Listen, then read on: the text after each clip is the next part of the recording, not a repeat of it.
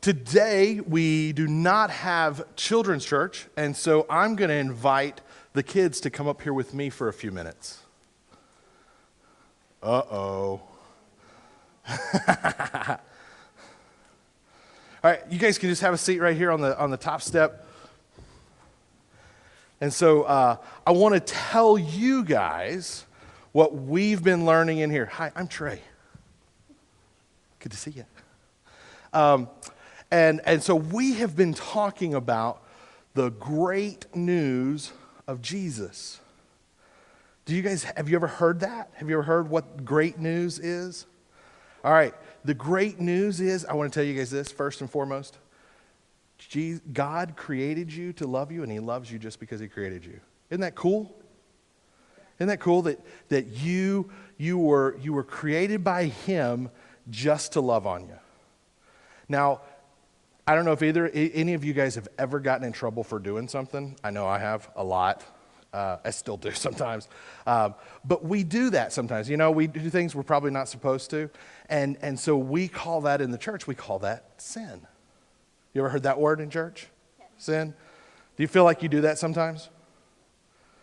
No? Malachi said no. No. I like to pick on him. He's mine. I can do that. And him too. And so we have that. But you know what? Here in church, we have this big piece of wood back here behind us. Anybody know what that's called? Yeah, cross. Why do we keep the cross? Do you know why that's in the church? Yeah, because Jesus died on it. Do you know why in some churches you'll see sometimes they still have Jesus on there and sometimes that he's not? Have you ever noticed that? Do anybody know why?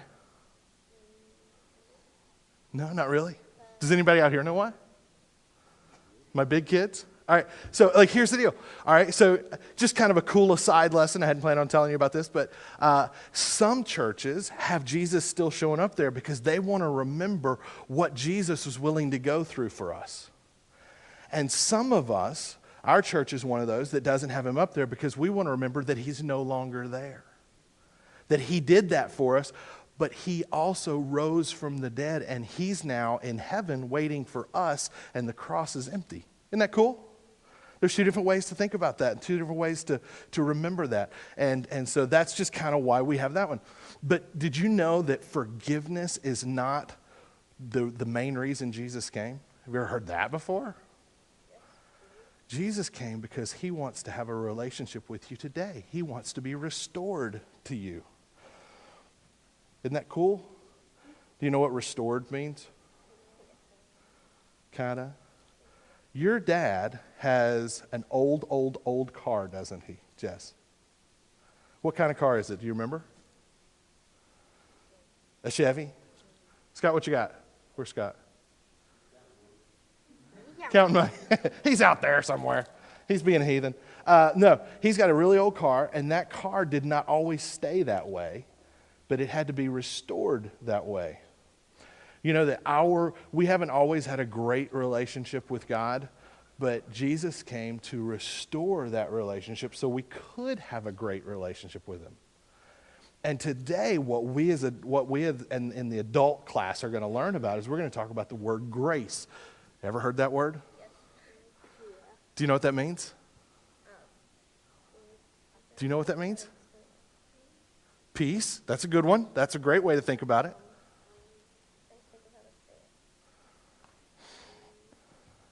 Grace is when you receive something that you didn't deserve. Now, who up here thinks they deserve $1? What have you done, Jesse, to deserve $1 from me? Chores? Jesse didn't do chores at my house. If you did, I missed it. But here's the cool thing. God has grace for everyone here.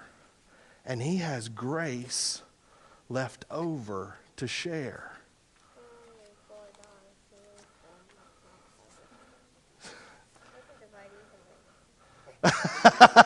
He's counting how much money I've laid out here, and he says that doesn't divide evenly. $10 for kids. But here's the thing. You didn't deserve it, Jesse, but you get $2 from me today. Isn't that cool? What would you do with that $2? I have no idea. Go buy some gum? Well, here's the thing. You didn't earn it either. But here you go. You get to have $2 too. Now, I've been at the house with you guys. I know you didn't earn it, but here you go. And the cool thing about God is He's got lots of grace left over for anyone else who comes forward. Who do you think should get $2? Me? But I already have the $2. I don't need it. So here's what I want to do. Jesse, I want you to give somebody $1. Choose who that is. I don't care. Share the grace that you have.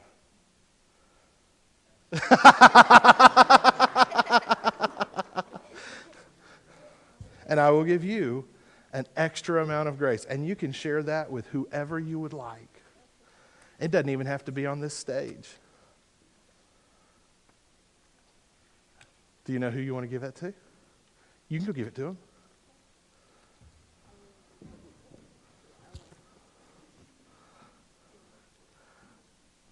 Aww.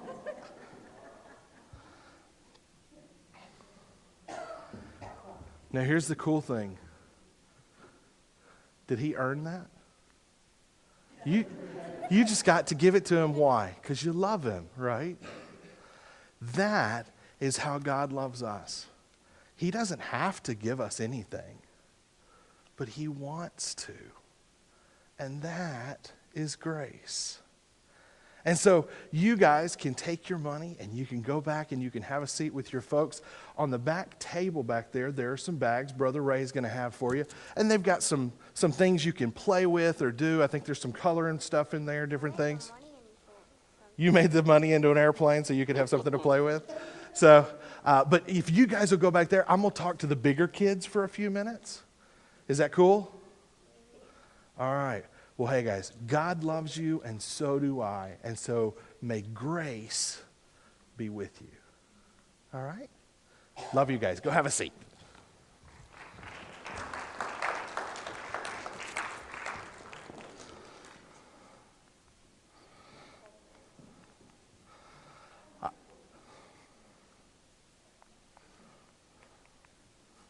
Just 1 second while they're settling in.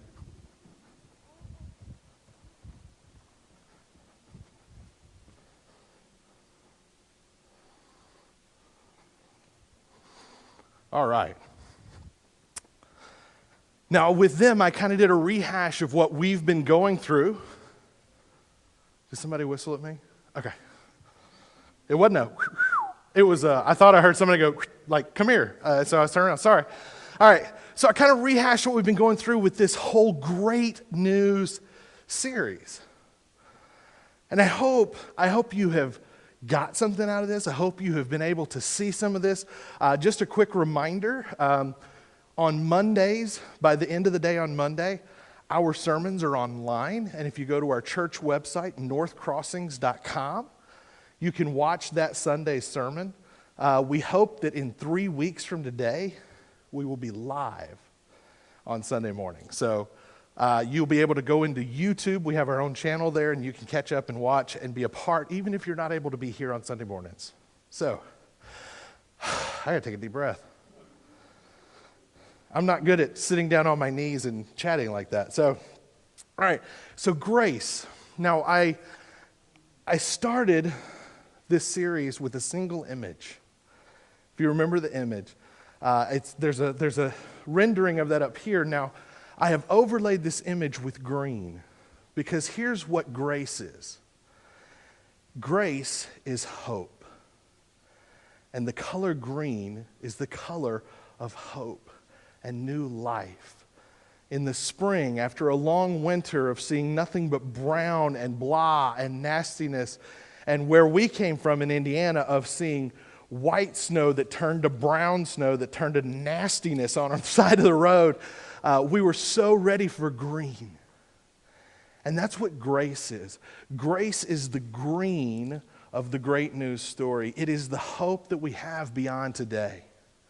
And so the part of this that we look at is this overlay of grace. So I want to be quick with you today. I want to talk to you about what is grace. I want to share with you. You make sure I don't want to trip here, right? There we go. Is that better? Feel better now? She's met me. I will trip on just about anything. So, okay, here we go. What is grace? To talk about grace, I'm going to go to the first story that would have come to anyone's mind. It is the calling of Levi. How many people, when I said grace, that's the first place you went? Nobody, right? Now, here, I want to walk through the story and I hope it all makes sense then. Matthew 9, 10 through 13, and I'm reading out of the English Standard Version for a reason, and we'll get into that. It says, as Jesus passed on from there, he saw a man called Matthew sitting in the tax booth, and he said to him, "Follow me." Now, just a quick to point out, in other stories where this story is talked about, we find out that the tax collector's name that he goes by in that day is Levi. This story is told by Matthew, and who do you think wrote the book of Matthew? Matthew. That's a good choice, good call. Matthew wrote this book, and he is actually the only one who writes in detail about his own calling to ministry. So we have this story of Jesus walks by, and it's very, very short. Jesus only says 2 words to Matthew. Follow me. And so then we fast forward. He just kind of jumps from there. And he rose and followed him. It's pretty easy, pretty quick, pretty simple. And then it jumps forward. And as Jesus reclined at the table at table in the house, behold, many tax collectors and sinners came and were reclining with Jesus and his disciples.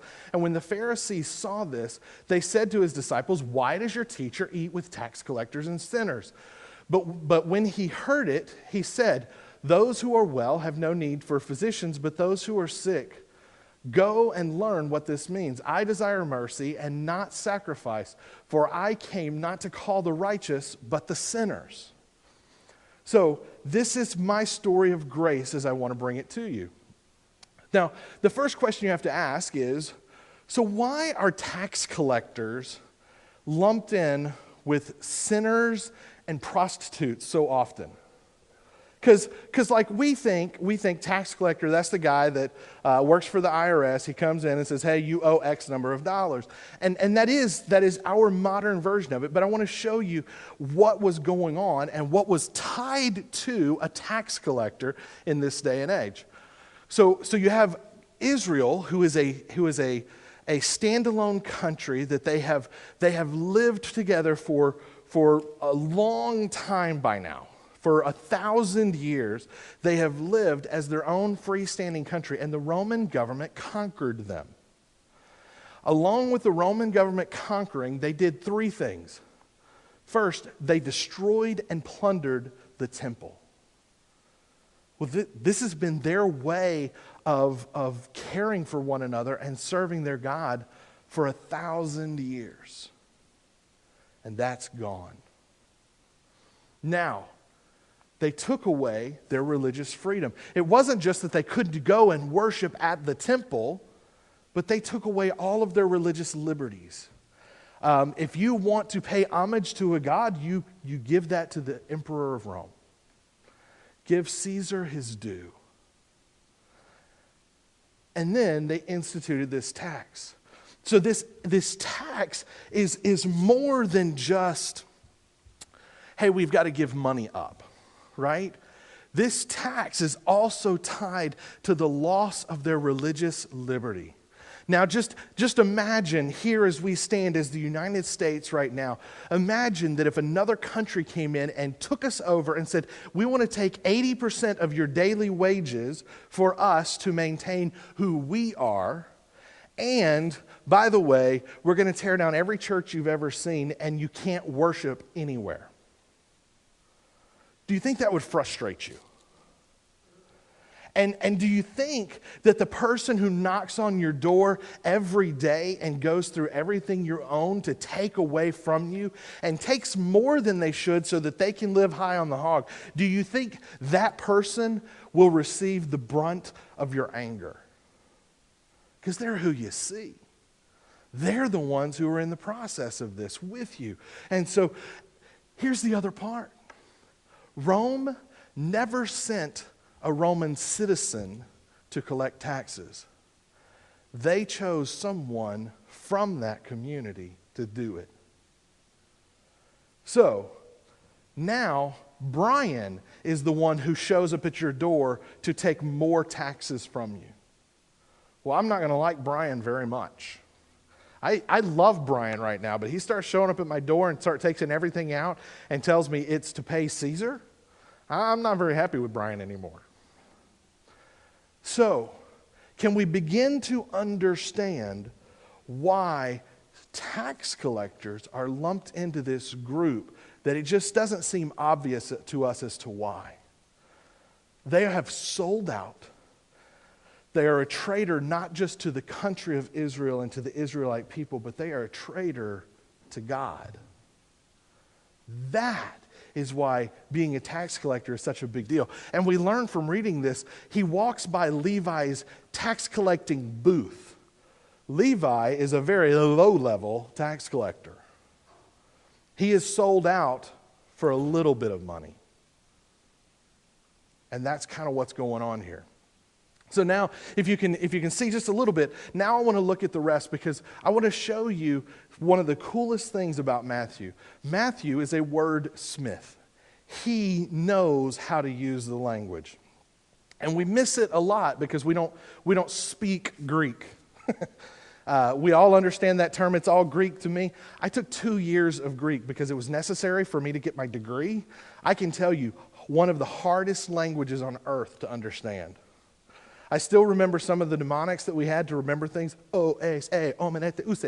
And that was just to remember the verb endings for different tenses for when they meant something different. O-S-A, omenete, use. First person, second person, third person singular, first person, second person, third person plural.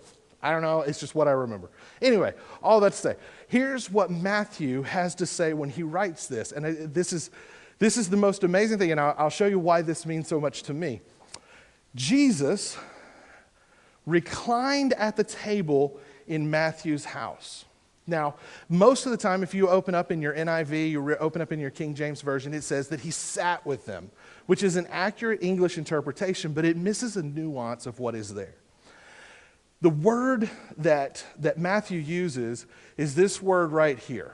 And I've got it written in English lettering so you can see. It's anakamai. Now, anakamai is a very specific verb, and Matthew is the only one who uses this word. And it literally means just showing up. Jesus just showed up. It means that he reclined without agenda. He was just present. He was chilling with Levi. He just showed up in this house of sinners and tax collectors, and he sat down on the couch, and he just asked, "What's up?" He had no agenda. He had no frustration with who they were or where they had been. He showed no hatred or anger, even though Jesus himself, just quick fact, Jesus was not a Christian. He was Christ. He was a Jew. So you've got this Jew who's sitting on the table with him trying to collect his taxes, and Jesus at one point in time, he goes, "Come take all you can from me. I own nothing." And so he's sitting at this house of Levi, and rather than sitting in judgment or angst or anxiety or anger or anything, he's just chilling out. Now, the cool thing is, when someone is living outside the will of God and a godly person just shows up to chill out, they have a pretty cool response to that. As Matthew writes down, many tax collectors and sinners came and were reclining with Jesus and his disciples. Now, here's a great thing. Matthew changes the verb. Now, if you read it in your English, it's going to say, and they sat with him. But if you're reading it, and the reason that I chose this English Standard Version is because it shows the word reclining, but he changes the word. It's no longer anakamai, even though you see that in this second part. He puts a prefix on it, soon anakamai. Now that soon changes the whole definition of the word. Now, they're not just hanging, they begin to identify with. They are starting to be made complete by him being there with them. Now this ought to excite us all. You don't look very excited. I am geeking out at this. Here's the thing. When Jesus shows up and hangs out, chills out with people who the rest of the religious world look down upon, they are endeared to him. They want to know about this dude who shows up just to hang out with them. Now that is amazing, because that is what grace is all about. Grace is about understanding that there is a punishment for some of the things that we have done in our lives. And Jesus said, I'll give you $2. Jesus doesn't stand and go, hey, you're going straight to hell. Nah, nah, nah, nah, nah, nah. That's what the Christians are doing. That's what the priests are doing. Christ is doing something very different. Christ is saying, hey, can I come to your house and eat with you? Sure. And so I want to look real quick. There is another word that is typically used for reclining, for sitting to eat a meal. And that word is this one down here, anapepto, Pepto-Bismol. Anapepto is a word that means to recline, but it reclines with an agenda. Now I want to show you where Jesus reclines with an agenda. I want you to just notice who he's there with. First one, in Luke, Jesus teaches the Pharisees, he chews them out, and he ends it with saying, you weigh them down. You weigh down the sinners. You take from them the very possibility of freedom and liberty, and you weigh them down. You're just as willing to send them to the bottom of the lake. Well, Jesus is sitting with a purpose. He's sitting to teach them. He's sitting with the disciples. That's what they're called.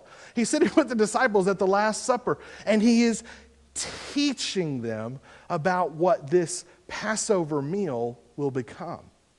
He's sitting with a purpose. He is anapepto. Again, in John uses it when he starts to teach them about washing people's feet. With a purpose. You need to know something. And when John is asking about betrayal, who's going to betray you? It says that Jesus sits with an agenda. He sits next to the fire and teaches John about this. Now it's very interesting. So typically speaking, who is Jesus sitting with an agenda? He's sitting with those who need to know. Those who should know. He's teaching with those who already think they got it right. And he's saying, you're off base. And then when he sits with people who don't know anything about the walk with Christ, he just chills with them. Now here's why all of that comes into play. What does the word grace actually mean? In the English Webster's Dictionary, it is unmerited divine assistance given to humans for their regeneration or sanctification. That's a lot of big words that don't mean a whole lot, right? Approval, favor, mercy, pardon, privilege. Again, simpler words, but words that we don't really all the way completely understand because they're kind of using the same word mercy over and over again. The same word grace over and over again. And so how do you learn? Well, for me, because I was forced to take 2 years of Greek in college, I go to the Greek. And this is what I love. The word in Greek for the noun of grace is charis. And it answers directly to the Hebrew Old Testament word of kana. Grace is extension toward. Now here's why we went through all of this understanding of Matthew and the reclining, because in the last line you will see, in the next last line, the word in Hebrew, the kana, is inclining towards people. When Jesus is ready to offer grace, he doesn't sit back and wait for you to come to him.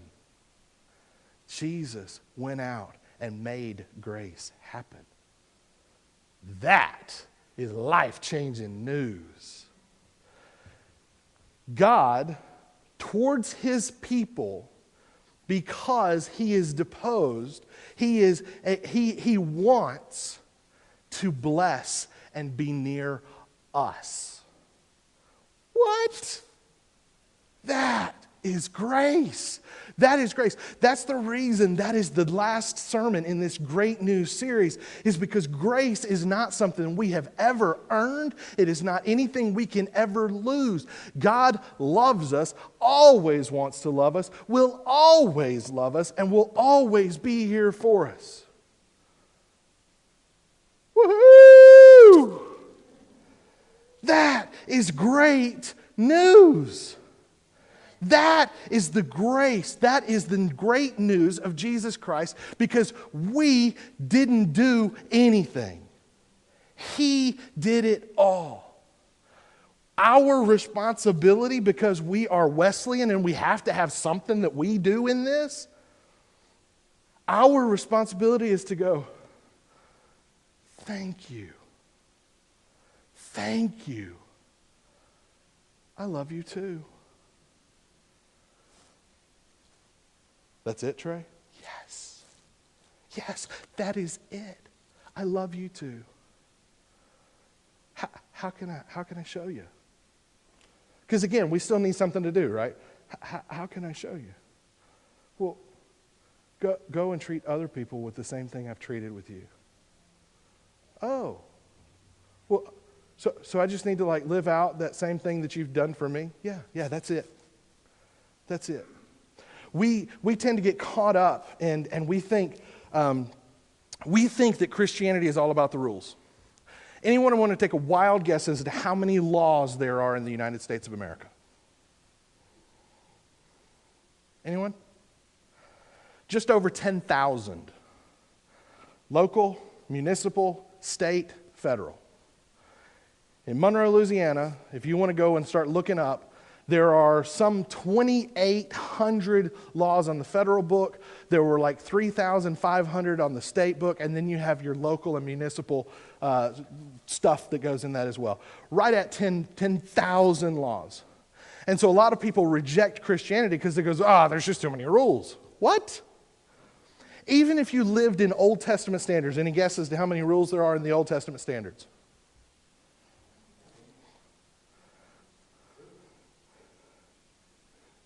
There's actually about 3,000. And that's if you take into every little, hey, you should probably do this. Kenny's been leading a group through Leviticus. If you take Leviticus and you take every one of those instances where Moses expands on, hey, God said, don't kill. And he starts to lay out all these little bitty things. If you take all of those little bitty things, which is really just explaining one, and if you take all of those about, hey, don't commit adultery, and you take all of the ways that he expands on that, which there's a bunch of chapters on that. If you take don't steal, and you take and you break away when he gives all the little bitty things on how to do that. All of those, every one of those, and you count all of them, you'll go from 10 to about 3,000. Jesus breaks it down to 2. Hey, love the Lord your God with all your heart, soul, mind, and strength. and love your neighbor as yourself. Now, those two phrases in and of themselves were not unique to Jesus. They were actually called the Shema. And this was something that was kind of a breakdown. But what Jesus added to it made him revolutionary. Upon these two, all of the laws and all of the prophets hinge. What he said is, if you live these two out, you don't have to worry about knowing every minute detail of every law that's written in the Old Testament. Because against these two things, no laws exist. Jesus says that. Against these two things, no law exists. So if you want to know how to live out grace in your own life, because here's the thing, you want to know how to receive grace? Thank you. That's how you receive it. Thank you. Love you too. You want to know how to live out grace? Love God, love people. Live it out. That's how you do that. That is so simple. And we try to complicate it in every turn, every shade, everything that we do. We try to complicate that for way more than it's worth. Grace. He is disposed to bless, to be near his people. That's his words on grace. He wants to bless you. And me too. Can you accept that? Okay, here's $2. Can you hold on to that, and can you just focus on that for a little bit? Because that is what the last 4 weeks have been leading up to. You want to know about creation? God created to love you. He loves you just because he created you. When you want to know about sin, hey, we all have these times in our lives where we think we know better than God. You want to know about forgiveness? God started with the scapegoat and with the covering of the sin in the Garden of Eden, and he led to Jesus because he wants to forgive us. But forgiveness has a purpose. He wants to restore us to the relationship that he had with Adam and Eve in the garden. He wants to be with us every day. That's the grace of God. What did we do in any of those 4 other than drop the ball standing right here? Guess what? What are we still going to do? We're still going to drop the ball.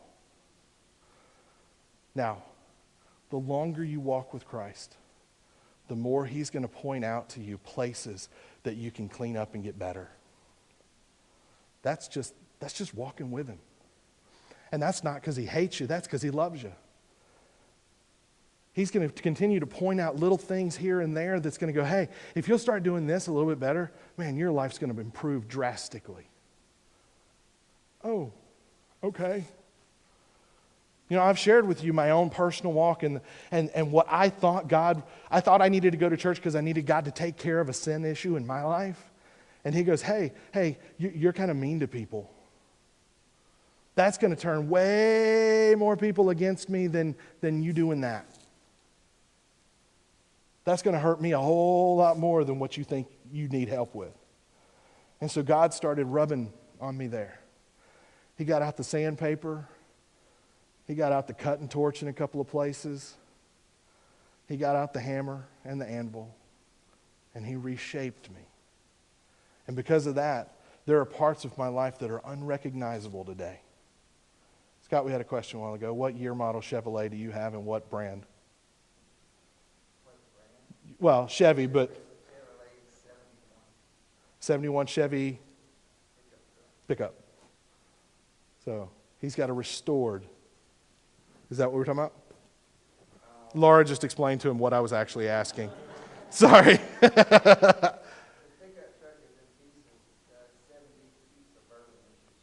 Okay, 72 Suburban. So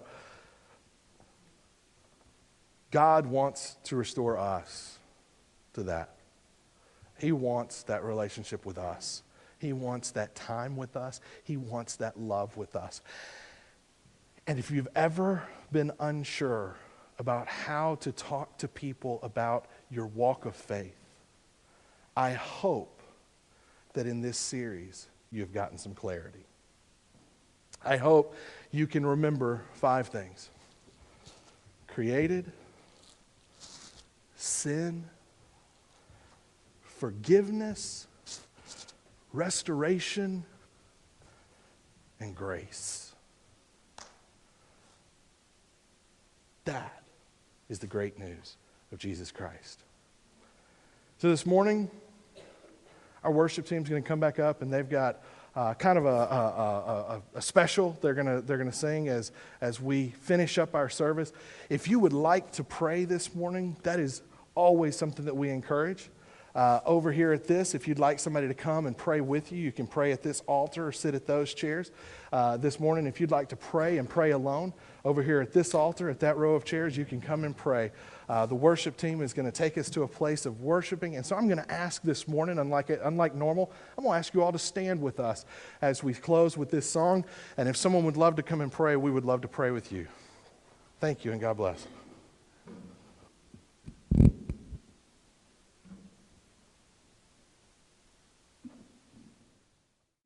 Several things to remind you of as we close.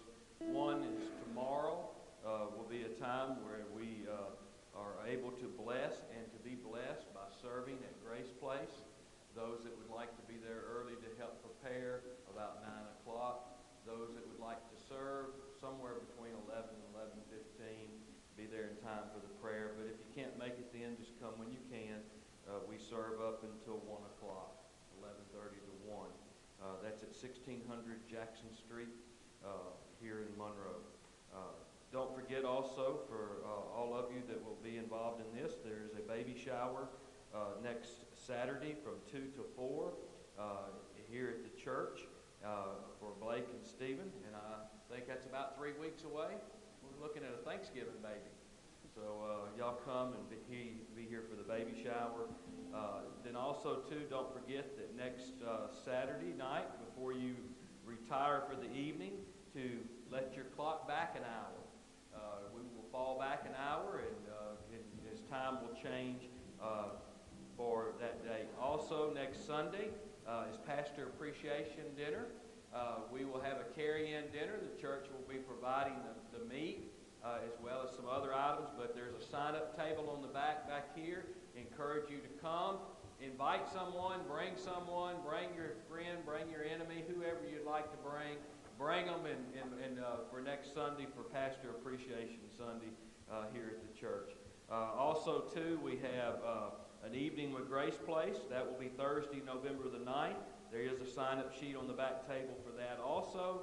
And then we have coming up Youth Convention on the 17th through the 19th in Alexandria. If you have a youth that would like to go, please see Pastor Matt. I know some have already paid their fees, and he's collecting that money. If you'd like to go and need a little help with that, please see one of our pastors concerning possibility of help with the restoration cost. Last is our shoebox time. As was announced in your bulletin, it says December the 5th. That's actually November the 5th. It's actually November the 19th. So you actually have 3 more Sundays in order to get your shoebox prepared and brought to the church, as it will need to be turned in on the 20th.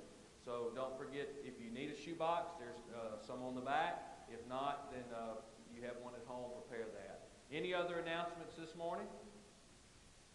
God is good. I think we better stand. That was pretty weak. I heard Brother Tim.